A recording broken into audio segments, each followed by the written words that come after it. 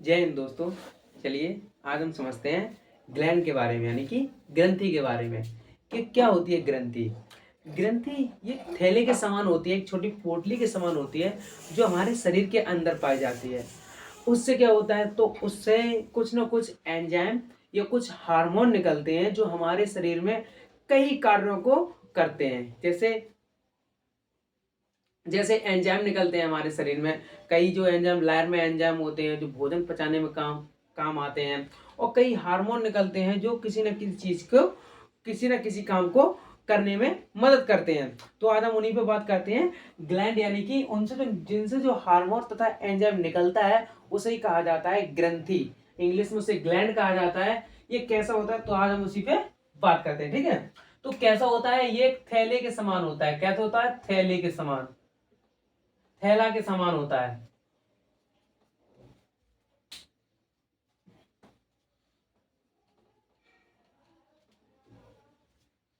ये थैले के समान होता है, थैले के समान होता है।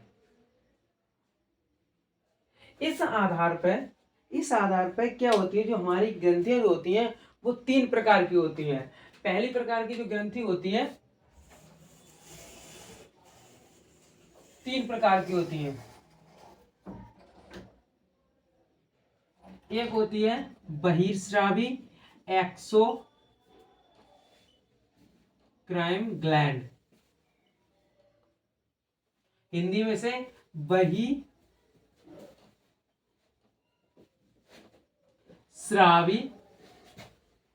ग्रंथि, ग्रंथि। और इसको endocrine gland, INDO, endocrine gland,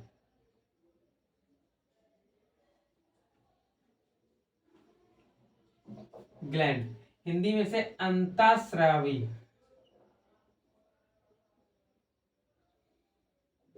अंतःस्रावी ग्रंथि कहा जाता है।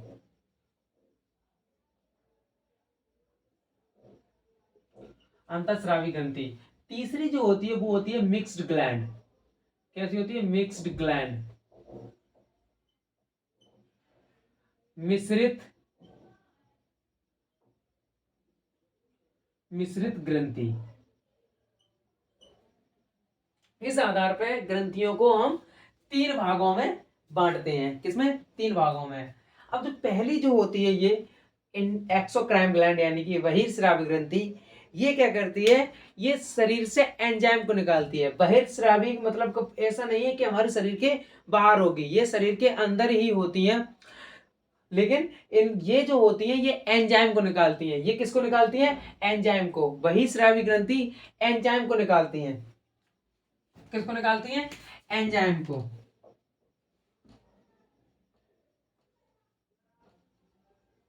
एंजाइम को निकालती हैं। और साथ ही साथ बहिर्स्रावी ग्रंथि से जो एंजाइम निकलता है, इनका जो रास्ता होता है वो निश्चित होता है, यानी कि एक नली के माध्यम से ये बहता है, ये ब्लड से टच नहीं होता है। कभी कभी देखा हो, जो एंजाइम जो हमारा होता है, लार में एंजाइम पाया जाता है, लार लार में एंजाइम पाया जाता है। लार हुआ, आंसू हुआ, आंसू में लाइसोजाइम एंजाइम पाया जाता है। और कई कई चीजें होती हैं, कीचड़ हुआ, कान का जो, कान के अंदर से जो ठेठी निकाली जाती है जो मोम की बनी होती है, वो नाक के अंदर होती है। तो वो भी चीज क्या होती है, ये एंजाइम होता है। क्या होता है, एंजाइम। इसमें कभी ब्लड नहीं आता और ये ब्लड से टच भी नहीं होता। तो इसका जो रास्ता होता है, इससे यानी कि नली, इसकी रास्ता का हो या नली का हो, ठीक है। तो नली यानी कि डक्ट, नली यानी कि डक्ट क्या पाई जाती है, क्योंकि इसका रास्ता जो होता है वो निश्चित होता है। और साथ ही साथ ये ब्लड से टच नहीं होते हैं। कैसे नहीं होते हैं, ब्लड में, इनमें ब्लड नहीं आता है। जैसे हमने कई चीज होती है, देखो, जब जैसे कि हम शरीर से उल्टी भी करते हैं तो उसमें ब्लड नहीं आता है। तो हमारे शरीर में जो पाचन में जो एंजाइम छोड़े जाते हैं, एंजाइम जो आते हैं वो पाचन में मैंने बताए थे, कई प्रकार के एंजाइम होते हैं। तो वो क्या होते हैं, ब्लड से टच नहीं होते हैं। क्या नहीं होते हैं, ब्लड से टच नहीं होते हैं। और उनका एक निश्चित रास्ता होता है। क्या होता है, निश्चित रास्ता होता है। ये तो हो गया एक्सोक्राइन यानी कि बहिर्स्रावी ग्रंथि का है। अब बात करते हैं इसकी, इससे क्या होता है, इससे हार्मोन निकलता है। क्या निकलता है? हार्मोन। इससे हार्मोन स्रावित होता है। हार्मोन का क्या होता है? स्राव होता है हार्मोन का। इसका इससे इसका होता है, इसका इससे होता है। ठीक है।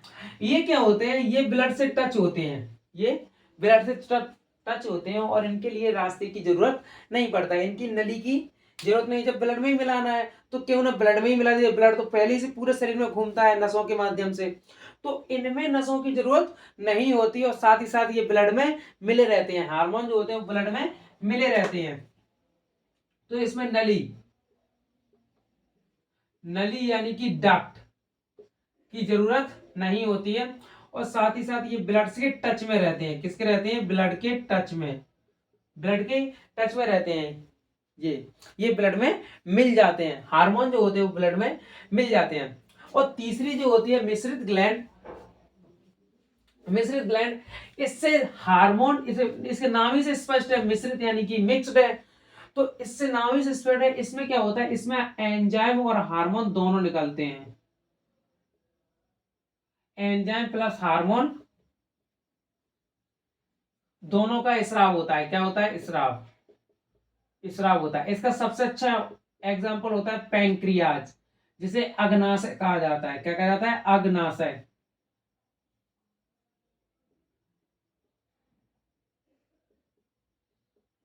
अग्नाशय। अग्नाशय से एंजाइम भी निकलते हैं और हार्मोन भी निकलते हैं। तो चलिए, अब ये तो मैंने ऊपर से बता दिया कि एक्सोक्राइन ग्लैंड क्या होती है, इंडोक्राइन ग्लैंड क्या होती है और मिक्स्ड ग्लैंड क्या होती है। अब हम इसके एक एक करके समझते हैं। ठीक है, तब तक चाहे तो एक इसका स्क्रीनशॉट ले लीजिए।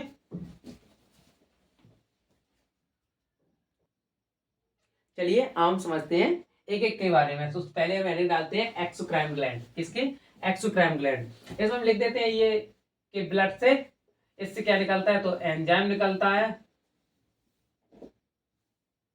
एंजाइम निकलता है और ये क्या होता है? ये इसमें डक्ट की यानी कि नली की जरूरत होती है। नली की जरूरत होती है। इसका रास्ता फिक्स होता है और ये ब्लड से टच नहीं होता है। शॉर्ट में लिख देते हैं ताकि याद रहे। ये ब्लड से क्या होता है? टच नहीं रहता है। ठीक है। इसमें कई प्रकार की ग्रंथि होती हैं। इसमें सबसे पहले जो ग्रंथि होती है वो होती है सेरुमन ग्लैंड। कौन सी होती है? सेरुमन ग्लैंड। तो पहले यहां पे डालते हैं सेरुमन, सेरुमन ग्लैंड। सेरुमन ग्लैंड, ये ग्रंथि क्या होती है? ये ग्रंथि कान में पाई जाती है। कान में पाई जाती है और ये क्या करती है? मोम का निर्माण करती है, जो हमारी ठेठी के रूप में हम उसे निकालते हैं। तो जो ये कान में पाई जाती है, किस में पाई जाती है? कान में। कान यानी कि ईयर में। ईयर में पाई जाती है और ये निर्माण करती है किसका? मोम का निर्माण करती है। किसका? मोम का।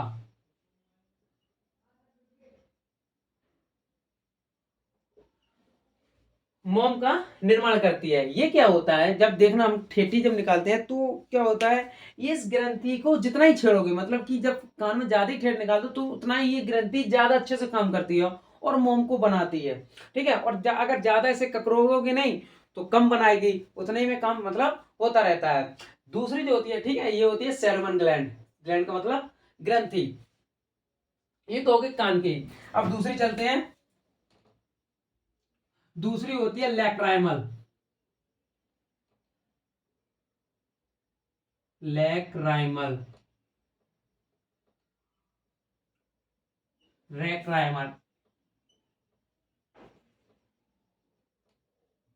स्पेलिंग में एरर भी हो सकता है। ठीक है। ग्लैंड,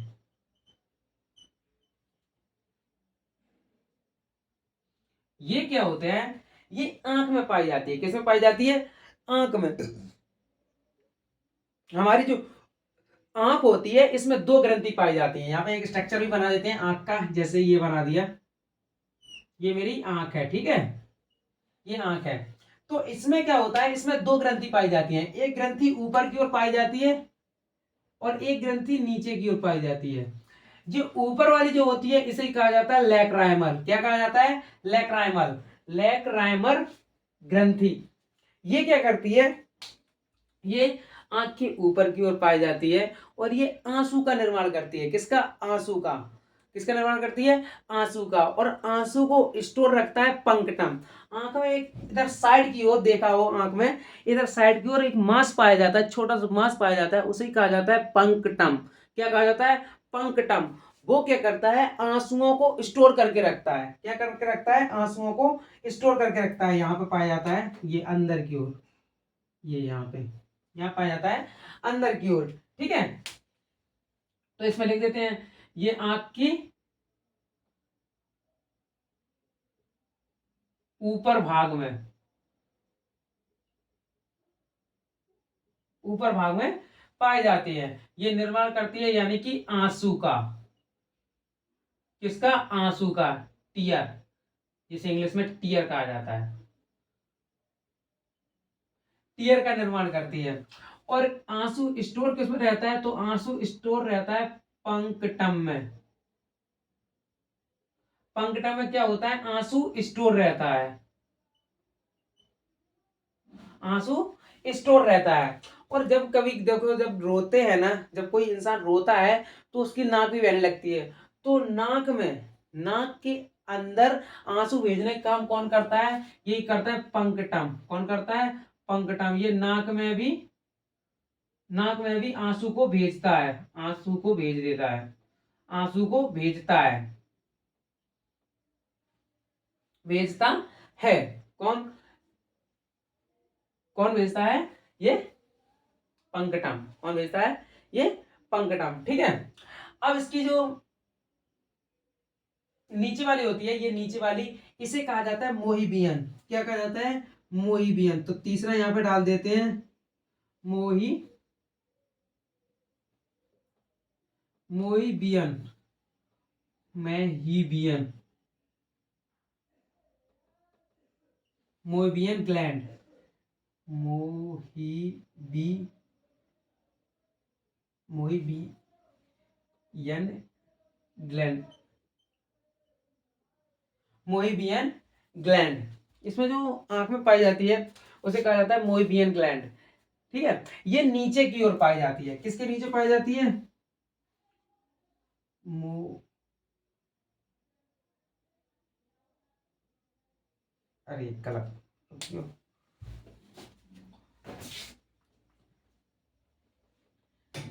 मोह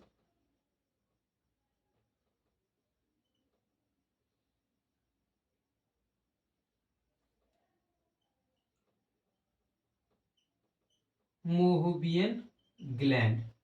ठीक है, ये जो नीचे की ओर पाई जाती है, ये देखो एरो से दिखा दे रहा हूं, ये नीचे की ओर पाई जाती है। ये कहां पाई जाती है? तो आंख के नीचे के भाग में,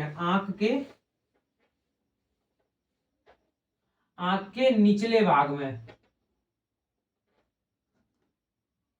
ये आंख के निचले भाग में पाई जाती है। और ये निर्माण करती है कीचड़ और ऑयल का। जो कीचड़ जो हमारे होता है वो ऑयली होता है, वो सूख के कीचड़ बन जाता है।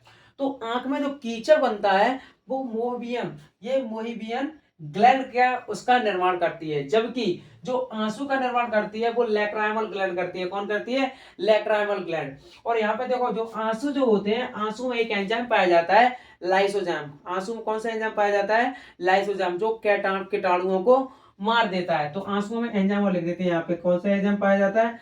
क्योंकि ये बहिर्स्रावी ग्रंथि है और बहिर्स्राव ग्रंथि से ही एंजाइम निकलता है। तो कौन सा एंजाइम पाया जाता है इसमें? लाइसोजाइम।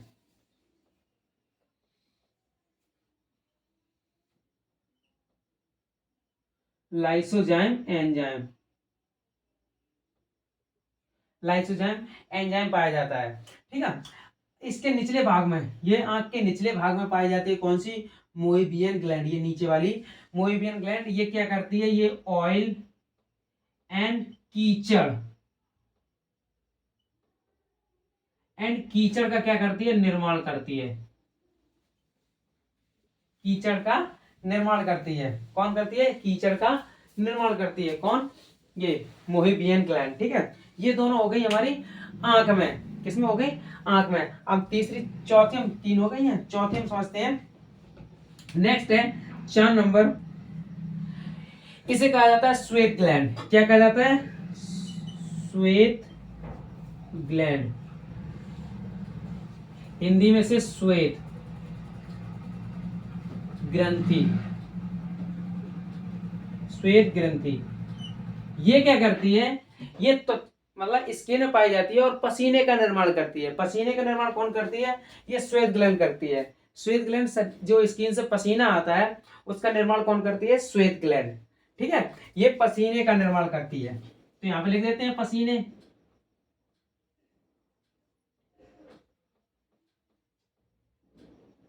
पसीना का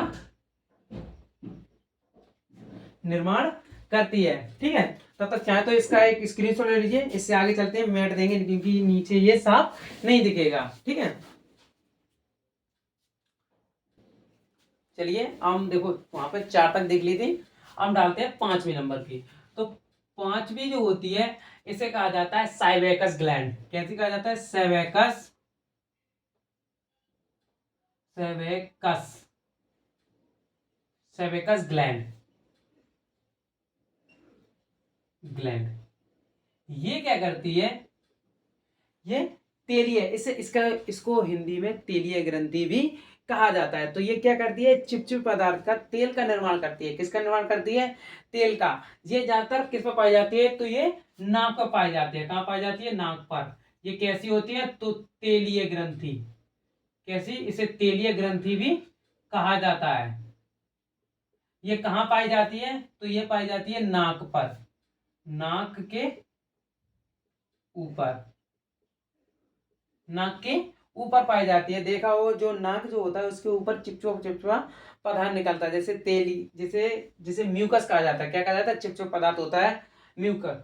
ठीक है, तो तेलीय पदार्थ का निर्माण, नहीं सॉरी हम म्यूकस कह रहे हैं, सीबम, जिसे सीबम कहा जाता है। क्या कहा जाता है? सीबम। ये निर्माण कर, किसका निर्माण करती है? सीबम का।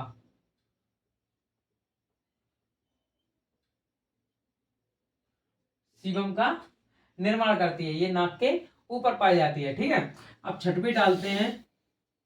ये होती है सेलेब्री ग्लैंड, सेलेब्री ग्लैंड, ग्लैंड। ये कहां पाई जाती है? तो ये लार, इसे हिंदी में क्या कहा जाता है? लार ग्रंथि। क्या कहा जाता है? लार ग्रंथि। ये लार में पाई जाती है। ये किस में पाई जाती है? लार में पाई जाती है। अब मैंने पाचन जो चैप्टर था उसमें बताया था कि लार में कई प्रकार के एंजाइम पाए जाती हैं। लार में कितने प्रकार के एंजाइम पाए जाते हैं? 3 प्रकार के। लार में कितने? 3 प्रकार के। तो इससे 3 प्रकार के एंजाइम निकलते हैं,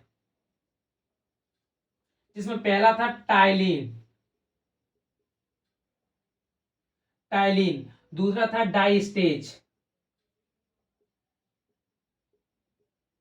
डाइस्टेज। और तीसरा था म्यूकस, म्यूकस। ये तीनों क्या थे? एंजाइम थे। ये टाइलिन क्या करता था? ये टाइलिन और डाइस्टेज किसको पचाने में, चोखर यानी कि मंड को पचाने में मदद करते थे। तो ये किससे निकलते थे? सेलेब्री ग्लैंड यानी कि लार ग्रंथि से निकलते थे। किससे निकलते थे? लार ग्रंथि से। ये तीनों के तीनों एंजाइम किसमें मदद करते थे? तो पाचन में। किसमें? पाचन में, पाचन में मदद करते थे। पाचन करने में, पाचन करने में मदद करते थे। ठीक है, म्यूकस, ये एक जो म्यूकस होता है, देखो यहां से ये निकलता है लाइसोजाइम, सॉरी उसमें लाइसोजाइम भी पाया जाता है। ये म्यूकस नहीं होगा, लाइसोजाइम होगा। यहाँ पे लाइसोजाइम भी, जो लार में जो एंजाइम होता है वो क्या होता है? लाइसोजाइम,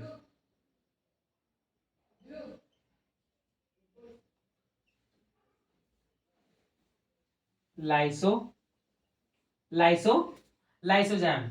इसके बाद होता है म्यूकस। ये म्यूकस भी छोटी सी ग्रंथि होती है जिससे म्यूकस निकलता है। ठीक है, तो म्यूकस एक अलग से निकलता है जिसे कहा जाता है म्यूकस ग्लैंड। क्या कहा जाता है? म्यूकस।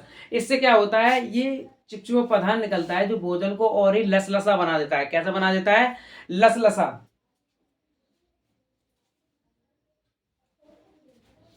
कैसा बना देता है? लसलसा। तो जो म्यूकस होता है, ये म्यूकस यहां पे डाल देते हैं म्यूकस ग्लैंड। क्या डालते हैं? म्यूकस ग्लैंड, म्यूकस ग्लैंड,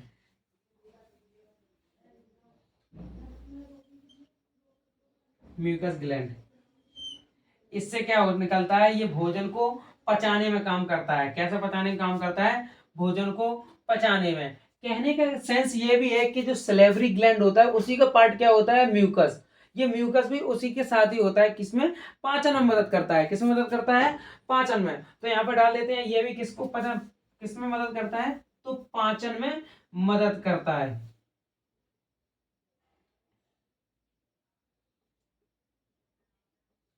पाचन में आवश्यक, पाचन करने में क्या करता है, मदद करता है, मदद करता है। और भोजन को कैसा बना देता है, चिपचिपा, भोजन को चिपचिपा बना देता है, भोजन को चिपचिपा बना देता है। अब अगली जो है वो है गैस्ट्रिक ग्लैंड। कैसी, gastric gland, gastric, TRICK, gastric gland, gastric gland. इसे जठर ग्रंथि भी कहा जाता है। क्या कहा जाता है, जठर ग्रंथि, जठर ग्रंथि। ये भी क्या करती है, ये भी पाचन करने में मदद करती है। पाचन में मैंने बताया था, जो जठर रस, जठर ग्रंथि से जठर रस निकलते हैं। जठर रस कौन से निकलते थे, जो पूर्ण पाचक एंजाइम में मदद करते थे, जो इसमें पूर्ण पाचक मतलब कि पाचन करने में मदद करते थे। तो इससे जो एंजाइम निकलते थे वो क्या निकलते थे, रेनिन और पेप्सिन, रेनिन और पेप्सिन। इससे जठर ग्रंथि से दो दो हार्मोन निकलते थे। तो ठीक है, ये भी क्या करती है, पाचन में मदद, पाचन करने में क्या करती थी, ये मदद करती थी। ठीक है, इससे जो एंजाइम निकलते थे, इससे जो एंजाइम निकलते थे, कौन से निकलते थे, रेनिन और पेप्सिन, पेप्सिन निकलते थे। रेनिन जो था वो दूध को दही में बदलने का काम करता था। कौन, रेनिन। ये दोनों एंजाइम होते हैं। और जो पेप्सिन जो था वो प्रोटीन के भाग, प्रोटीन को किसमें बदल देता था, पेप्टोन में। किसमें बदल देता था, पेप्टोन में। तो ये दोनों एंजाइम जो होते हैं वो किससे निकलते थे, गैस्ट्रिक ग्लैंड यानी कि जठर ग्रंथि से। किससे, जठर ग्रंथि से ये दोनों एंजाइम जो है वो निकलते थे। ये पाचन करने में ये भी मदद मदद करता था। कभी कभी क्या होता है, ये जठर ग्रंथि से ये ज्यादा ही बन जाते हैं।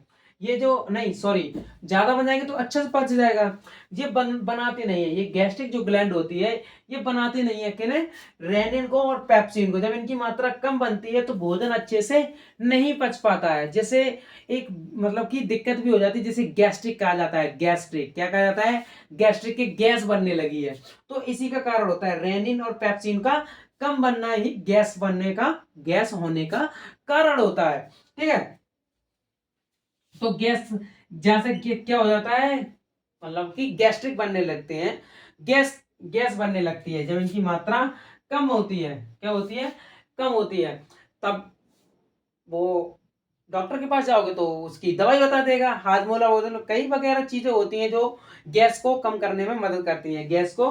तो ये दोबारा से बनाने लगते हैं दोनों, और पाचन फिर से शुरू हो जाता है। तो ये होता है इनका काम। ठीक है, तो ये क्या करता है, ये गैस की बीमारी भी, ठीक है, गैस्ट्रिक लिख देते हैं यहाँ पे।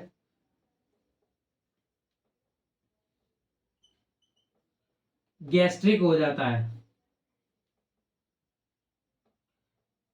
गैस्ट्रिक मतलब कि गैस बनने लगती है। ठीक है, चलिए तब तक चाहे तो इसका एक स्क्रीनशॉट ले लीजिए। इसके बाद जो रह गई है नेक्स्ट है वो है लीवर। कहने का सेंस है, ये लीवर जो होता है वो सबसे बड़ी बहिस्रावी ग्रंथि होती है लीवर। इससे ही सबसे ज्यादा एंजाइम निकलते हैं और ये बहुत ही महत्वपूर्ण भूमिका निभाता है लीवर। ठीक है, तो अब हम समझते हैं, आधा समझ लिया, अब इससे आगे समझते हैं लीवर के बारे में। ठीक है, लीवर के बारे में वैसे टोटल तो मैंने उसमें समझ लिया था। अब हम यहाँ पे ये समझेंगे कि लीवर से कौन कौन से एंजाइम निकलते हैं, कौन कौन से एंजाइम निकलते हैं और कौन कौन से एंजाइम किस किस चीज को बनाने का काम करते हैं। ठीक है, तब तक चाहे तो इसका एक स्क्रीनशॉट ले लीजिए, इससे आगे चलते हैं। चलिए तो हम समझते हैं लीवर के बारे में। ठीक है, तो कितना नंबर था, शायद वो 8 ही था। अब हम डालते हैं 9 नंबर। ठीक है, यहां पर डालते हैं लीवर, हिंदी में इसे यकृत, हिंदी में से यकृत कहा जाता है। इसे ही गुर्दा कहा जाता है। क्या कहा जाता है, गुर्दा,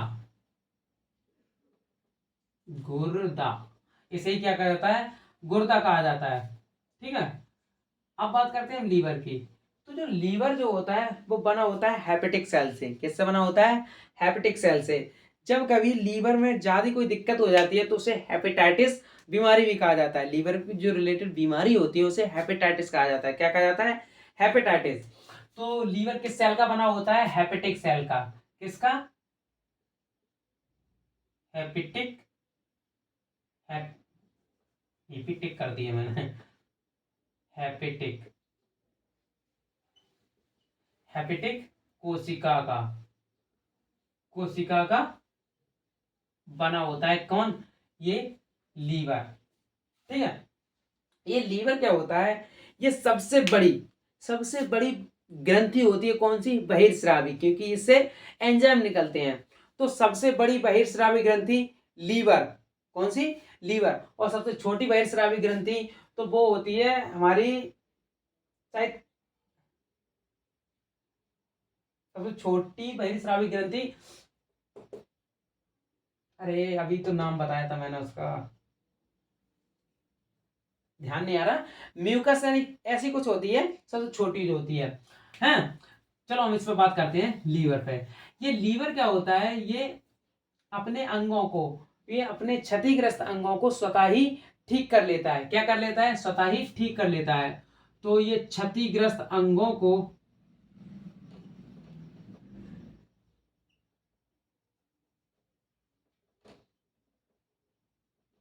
क्षतिग्रस्त अंग को स्वतः ही क्या कर लेता है, ठीक कर लेता है। ठीक कर लेता है, क्या कर लेता है, ठीक कर लेता है। और ये अपने क्षतिग्रस्त अंगों को स्वतः ही ठीक कर लेता है। और साथ ही साथ क्या होता है, ये लीवर, ये सबसे बड़ी क्या होती है, बहिर्स्रावी ग्रंथि। लीवर जो है वो क्या है, सबसे बड़ी,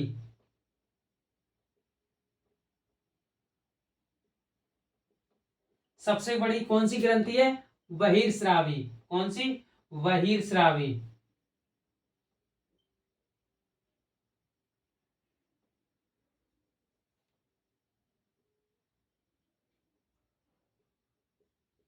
बहिर्स्रावी ग्रंथि है। ठीक है, ये लीवर क्या करता है, ये लीवर कई एंजाइमों का निर्माण करता है, यानी कि स्राव करता है। जैसे जो मैंने ब्लड में बताया था, ब्लड में जो फाइब्रिनोजेन और प्रोथ्रोम्बिन जो होता है, जो ब्लड का थक्का बनाने में काम करते हैं, प्लेटलेट जिसका जो टेक्निक नाम होता है वो थ्रोम्बोसाइट होता है। वो क्या करते हैं, थक्का बनाने का काम करता है। तो वो जो हार्मोन थे फाइब्रिनोजेन और प्रोथ्रोम्बिन, ये दोनों हार्मोन का स्राव कौन करता है, लीवर। कौन करता है, लीवर। तो ब्लड को जमाने वाले जो हार्मोन होते हैं, फाइब्रिनोजेन,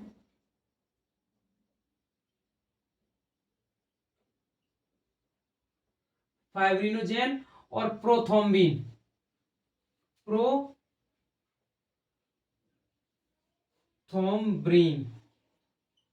प्रोथ्रोम्बिन, प्रोथ्रोम्बिन, प्रोथ्रोम नहीं, ऐसे नहीं लिखेगा, सॉरी, प्रोथ्रोम्बिन, प्रोथ्रोम्बिन। ठीक है, प्रोथ्रोम्बिन। और साथ ही साथ देखो, ये दोनों क्या करते हैं, ये दोनों ये रक्त का थक्का बनाते हैं। किसका, तो ब्लड का, ब्लड का क्या बनाते हैं, थक्का। ये थक्का बनाने का काम करते हैं। और साथ ही साथ जो हेपेरिन मैंने बताया था, हेपेरिन, ये क्या करता है, ये ब्लड को जमने से रोकता है। कब, शरीर के अंदर, शरीर के अंदर।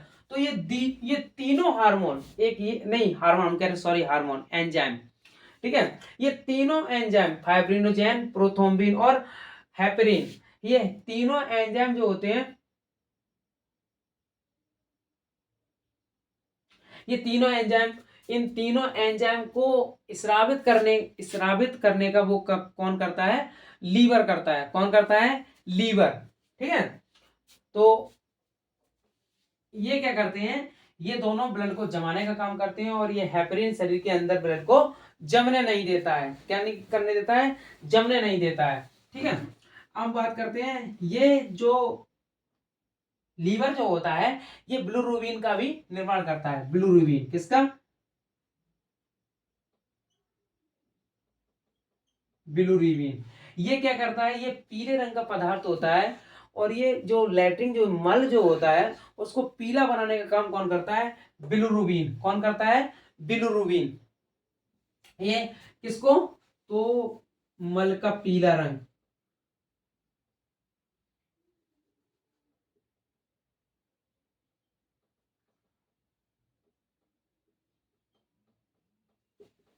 पीला रंग किसके कारण होता है, बिलिरुबिन के कारण। जब कभी शरीर में जब कभी शरीर में ये बिलिरुबिन की मात्रा ज्यादा बढ़ जाती है, किसकी, बिलिरुबिन की मात्रा ज्यादा बढ़ जाती है, तो उस बीमारी को कहा जाता है पीलिया। क्या कहा जाता है, पीलिया। ये ज्यादा बना देता है, जैसे शरीर पीला पीला होने लगता है। क्या होने लगता है, पीला पीला। पहले तो बॉडी पीली पीली दिखेगी, फिर आंखों पे भी इसका असर दिखता है।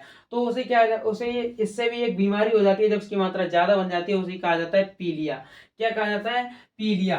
तो इससे होने वाली जो बीमारी होती है, इसकी जो मात्रा से बढ़ जाता है, तो बीमारी कौन सी होती है, जॉइंडिस, जिसे जॉइंडिस कहा जाता है। जॉइंडिस, जिसे जॉइंडिस कहा जाता है, जॉइंडिस, ठीक है।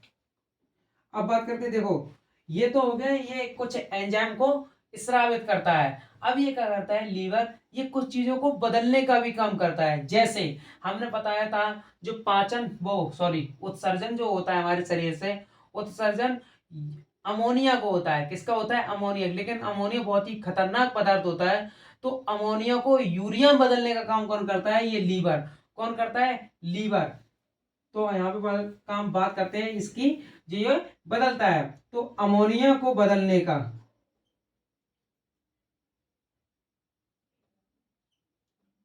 अमोनिया को यूरिया में बदलने का काम कौन करता है, लीवर।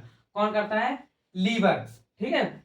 ये हाँ, अरे एक चीज और लिख दो यहाँ पे, चलो नीचे लिख देते हैं, ये अमोनिया को यूरिया में बदलने का काम करता है, ठीक है। ये अमोनिया बहुत ही खतरनाक पदार्थ होता है, और ये शरीर में दिक्कत भी करता है। तो शरीर में यूरिया के रूप में कौन बदल देता है, लीवर बदल देता है, ठीक है। एक और जो एंजाइम का स्राव करता है, जिसे कहा जाता है बिलीवार्डिंग। क्या कहा जाता है,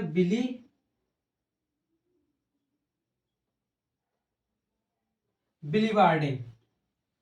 ये क्या करता है, ये पित्त, जो पित्त जो होता है, यहाँ पे देखो एक इस लीवर के स्ट्रक्चर बना देते हैं, ऐसा स्ट्रक्चर होता है लीवर का, ठीक है, बड़ा बनाते हैं, ये ऐसा स्ट्रक्चर होता है लीवर का। तो पित्त जो होता है वो यहाँ पर होता है, कहाँ पर होता है, यहाँ पर, ये होता है पित्त, ठीक है। तो पित्त का रंग हमने उसमें बताया था, पाचन में, पित्त का जो रंग होता है वो हरा हरा होता है। तो पित्त का हरा रंग किसके कारण होता है, बिलीवार्डिंग के कारण। किसके कारण, बिलीवार्डिंग। ये बिलीवार्डिंग के कारण क्या होता है, ये पित्त का रंग हरा कर देता है, पित्त का रंग हरा कर देता है।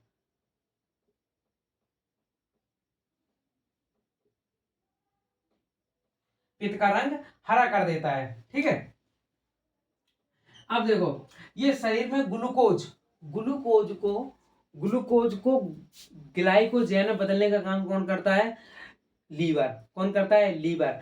हमारे शरीर में ग्लूकोज की मात्रा, यानी कि शुगर की मात्रा को कंट्रोल कौन रखता है, तो ग्लूकोज करता है। कौन करता है, ग्लूकोज। और एनर्जी को भी वही कंट्रोल करके रखता है, ग्लूकोज।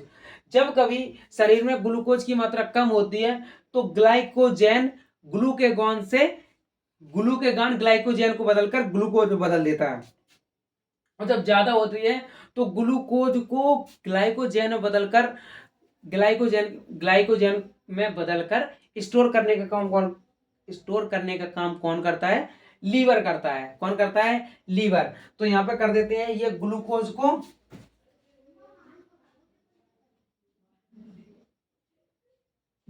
को किस में बदलता है? ग्लाइकोजन में।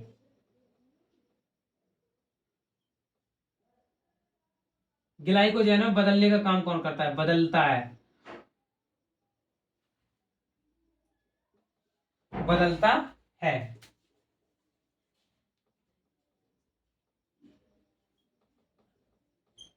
बदलता है। और ये देखो, हम जो शरीर में खाना में जो खाते हैं, कार्बोहाइड्रेट खाते हैं। क्या खाते हैं? कार्बोहाइड्रेट। तो कार्बोहाइड्रेट को बदलता है ये फैट में। किसमें बदलता है? फैट, यानी कि चर्बी में। और जब वो कार्बोहाइड्रेट की चर्बी कार्बोहाइड्रेट से जब फैट बनकर चर्बी ज्यादा बन जाती है, फैट ज्यादा बन जाती है, तो वो कोलेस्ट्रॉल का रूप ले लेती है। किसका? कोलेस्ट्रॉल का। ठीक है। तो ये कार्बोहाइड्रेट को किसमें बदलता है?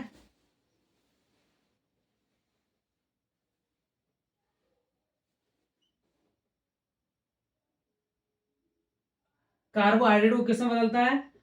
फैट, यानी कि चर्बी में। और जब ये चर्बी की मात्रा ज्यादा बढ़ जाती है तो वो किसका रूप ले लेती है? कोलेस्ट्रॉल का। किसका? कोलेस्ट्रॉल का रूप ले लेती है। किसका? कोलेस्ट्रॉल का रूप। इसीलिए शरीर में शरीर में सबसे ज्यादा कोलेस्ट्रॉल की मात्रा कहां पर देखी जाती है? तो लीवर में देखी जाती है। किसमें देखी जाती है? लीवर में। और ये कोलेस्ट्रॉल आगे ज्यादा बन जाता है तो ये दिक्कत भी करने लगता है, जिससे जिससे दिक्कत हो जाती है लीवर को। और लीवर से रिलेटेड जो बीमारी होती है उसे हेपेटाइटिस कहा जाता है। तो ये कोलेस्ट्रॉल दिक्कत भी कर देता है। क्या कर देता है? दिक्कत भी कर देता है लीवर को। ठीक है। तो कार्बोहाइड्रेट को फैट में और फैट को कोलेस्ट्रॉल में बदलने का काम कौन करता है? लीवर। ये लीवर बहुत ज्यादा महत्वपूर्ण भूमिका निभाता है। बहुत ही एंजाइम को स्राव करता है, कई हार्मोन को स्रावित करता है। हार्मोन हार्मोन को नहीं करता, ये एंजाइम को ही करता है। ठीक है। अब बात करते हैं, ये देखो, इस चीज जो शरीर में सबसे ज्यादा कोलेस्ट्रॉल की जो मात्रा होती है वो किस में रहती है? लीवर में। तो यहां पे लिख देते हैं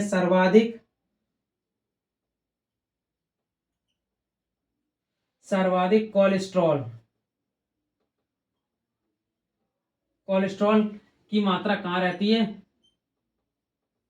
लीवर में। लीवर में। ठीक है। लीवर में रहती है। अब क्या होता है, ये लीवर क्या होता है, कभी कभी जैसे कि जहर या नशीली चीजें होती हैं जो शरीर को नुकसान करती हैं। नशीली चीजें जैसे जहर हुआ, शराब हुआ, तो इससे क्या होता है? इससे लीवर डिफेक्टेड हो जाता है। क्या हो जाता है? लीवर डिफेक्टेड हो जाता है। तो ये कुछ ना कुछ चीजें होती हैं लीवर को हानि भी पहुंचाती हैं। तो हानि जब पहुंचाओगे, अब इतनी चीजों को बना रहा है, बदलने का काम कर रहा है, अगर ग्लूकोज को नहीं बदलेगा तो शुगर हो जाएगी। बिलोरुबिन को नहीं निकालेगा तो क्या? बिलोरुबिन को अगर ज्यादा बना देगा तो पीलिया होने का खतरा रहता है, जैसे जॉन्डिस कहा जाता है, पूरा शरीर पीला पड़ जाता है। अगर पित्त नहीं बनाएगा तो पित्त अगर ज्यादा बनाएगा तो मतलब उससे वो गैलागल ब्लाडर ज्यादा बना लेता है, तो होते नहीं, पित्ती उछड़ने लगती है। तो ये भी एक सीजन है कि अगर ये ज्यादा भी बना देता है तब भी दिक्कत है, और कम बनाता है तब भी दिक्कत है। अब होता क्या है, कभी कभी जी यहाँ पे देखो, यहाँ पे आगे समझा देता हूँ। यहाँ पे कभी कभी क्या होता है, ये लीवर जो होता है, ये जहर तथा शराब शराब इसे नष्ट कर देती है। क्या कर देती है? इसे नष्ट कर देती है। जहर तथा शराब शराब लीवर को क्या कर देती है? लीवर को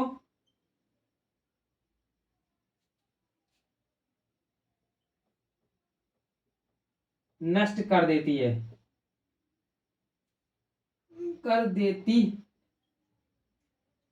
कर देती है। जैसे देखो, यहाँ पे समझिए, लीवर जो होता है, लीवर में एक सेल पाई जाती है, कुपर सेल।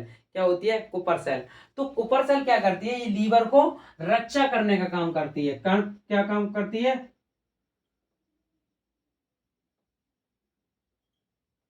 Cooper cell.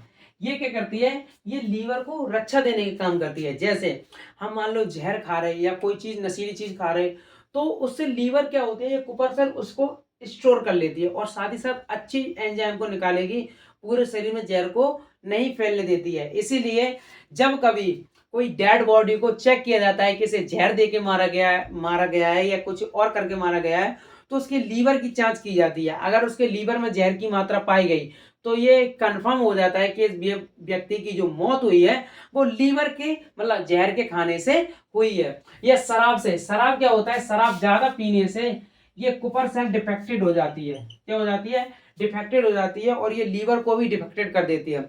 अब ये यहाँ पे बताया था कि क्षतिग्रस्त अंगों को लीवर स्वतः ही ठीक कर लेता है, लेकिन इसकी भी तो एक सीमा होती है कि कब तक कितना ठीक करेगा है।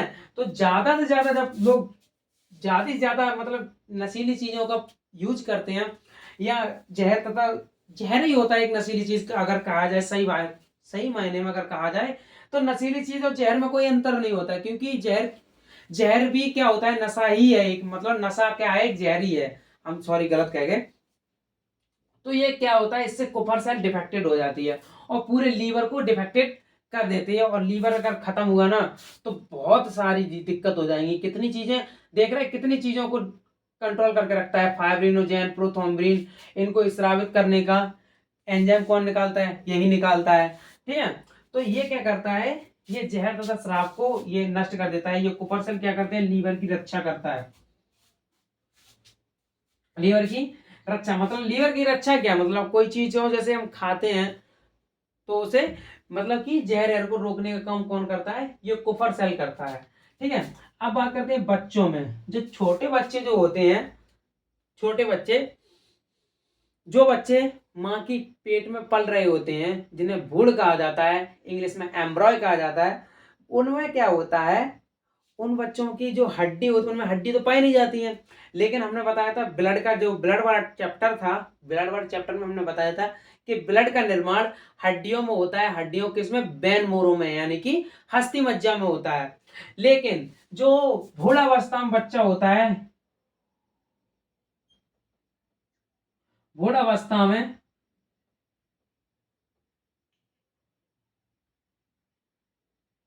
भूढ़ अवस्था में जो बच्चा होता है उसमें आरबीसी का निर्माण कहाँ होता है, आरबीसी यानी कि ब्लड का, आरबीसी यानी कि ब्लड का निर्माण कहाँ होता है, तो लीवर के मेसोड्रम में। किसमें होता है, लीवर,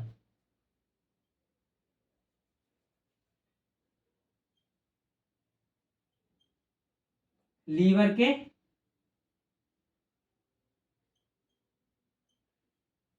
लीवर के मेसोड्रम में होता है। किसमें होता है, उसके लीवर में ही ब्लड का निर्माण होता है। जो बच्चा छोटा होता है, माँ के कोख में पल रहा होता है, ठीक है, तो उसका निर्माण कहाँ होता है, ब्लड में होता है। ठीक है, तो ये लीवर के बारे में बता दिया कि लीवर की जो काम होते हैं वो इतने कामों को करता है। किसको, बिलोरुबिन का स्रावित करता है, फाइब्रिनोजेन का करता है, हेपरिन का करता है। इन सारी चीजों को स्रावित करने का काम करता है लीवर। इसलिए लीवर जो होता है वो बहुत महत्वपूर्ण भूमिका निभाता है।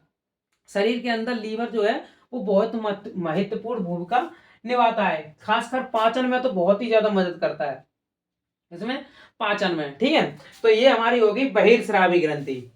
एक एक करके हमने समझ लिया था बहिर्स्रावी ग्रंथि में। अब ये वीडियो ज्यादा लंबी हो रही है तो इसका नेक्स्ट पार्ट बनाएंगे, उसमें बताएंगे अंतःस्रावी ग्रंथि और मिक्स्ड ग्लैंड। किसके, मिक्स ग्लैंड यानी कि मिश्रित ग्रंथि के बारे में बता देंगे। इसके दो पार्ट बन जाएंगे। ठीक है, तो आई होप आपको वीडियो पसंद आई होगी। ठीक है, मिलते हैं नेक्स्ट वीडियो में, तब तक के लिए थैंक यू वेरी मच। इसके नेक्स्ट वीडियो में बताएंगे अंतःस्रावी के बारे में। ठीक है, वीडियो ज्यादा लंबी हो रही है इसलिए। ठीक है, चाहे तो इसका एक स्क्रीनशॉट ले लीजिए